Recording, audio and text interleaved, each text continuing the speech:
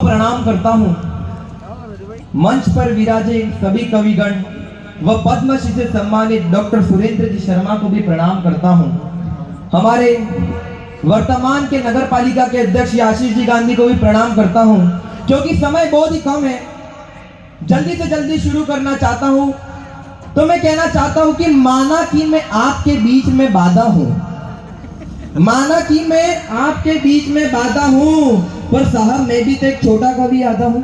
वाह। माना कि मैं आपके बीच में बाधा हूँ, पर साहब मैं भी तो कवि आता हूँ। उम्र में कम हूँ, बोलने में मीठा हूँ। अगर कोई गलती हो जाए तो मुझे माफ करना, क्योंकि मैं आपका बेटा हूँ। शुरुआत करना चाहता हूँ, सागवाड़ा की जनता साथ देना कि जिसने जला के निज प्राण को उजाला किया, जिंदगी को उसके ही नाम करता हूँ मैं।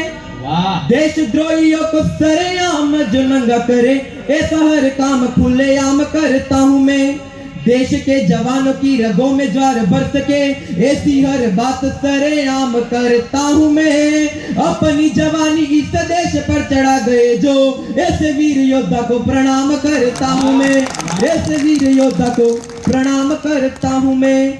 बहुत बढ़िया बेटा। जिस माटी में मेरा जन्म हुआ है, उस राजस्थान के गुण गाना चाहता हूँ कि अरावली की पहाड़ी से गिरा हुआ है राज्य, राजाओं की भूमि, इसका नाम राजस्थान है। वीरों की है आन बान, शान और सम्मान, राणा प्रताप की ये जान राजस्थान है। जैसे तीर कमान देख, धरती आसमान देख, पृथ्वी चौहान देख, ऐसा राजस्थान है। जोहर की ज्वाला देख, खिलजी का डर देख, डर को ही डर से भगाए राजस्थान है। डर को ही डर से डराए राजस्थान है। ऐसा है मेरा राजस्थान। राजस्थान ऐसा है तो मेरा भारत कैसा होगा। ये पूरे विश्व को सुनाना चाहता हूँ भारत क्या है। कि गाय को माता माने, धरती को माता माने, सोने की चिड़िया देश हिंदुस्तान है। कभी कभी लड़ने आए, हर बार जीत जाए, वीरों की ये भूमि, इसका नाम हिंदुस्तान है। भूल गए वो लड़ाई, कहते हम भाई भाई, भाईचारा रखे, ऐसा देश हिंदुस्तान है। सारी दुनिया में महान देश मेरा हिंदुस्तान, विश्व गुरु कहलाए ऐसा हिंदुस्तान है। विश्व गुरु कहलाए ऐसा हिंदुस्तान है। पर साहब क्या करें, हम भारत में रहते हैं तो भी हमारी मातृभाषा हिंदी का सम्मान नहीं होता है। उस पर कहना चाहता हूं कि देश की प्रधानता न किसी को भी सूझती है, हर कोई चाहता है अपनी प्रधानता। बाहर के हमलों से कोई भी सचेत नहीं, हर कोई मिला घर में ही युद्ध डालता।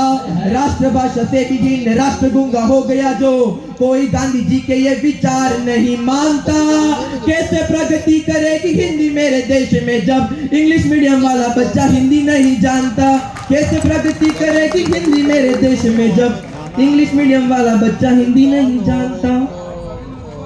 आपका ध्यान साझा करना चाहता हूँ स्वागत बेटा कि देश के गद्दार जो भी जेलों में पड़े हैं, उनको सरेआम सड़क नंगा कर देना चाहिए।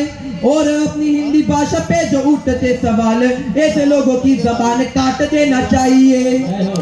जो लोग कहते हैं हिंदी भाषा में है क्या रखा, उनके जहरीले दांत तोड़ देने चाहिए। और अपनी हिंदी वाली धमकी से जो डरे, ऐसे लोगों को ये कुर्सी छोड़ देनी चाहिए। ऐसे लोगों को ये कुर्सी छोड़ देनी चाहिए। वाह बेटा। मुझे पता है कि हमें डॉक्टर साहब तक पहुंचना है, बड़े बड़े कवियों तक पहुंचना है, इसलिए अंतिम कुछ सुनाना चाहता हूँ। इसमें मैं किसी का नाम नहीं लूंगा, बिना नाम लिखूंगा। 3 बार जीते, चौथी बार भी तो जीतेंगे, हारना तो किस्मत में भी नहीं लिखा है।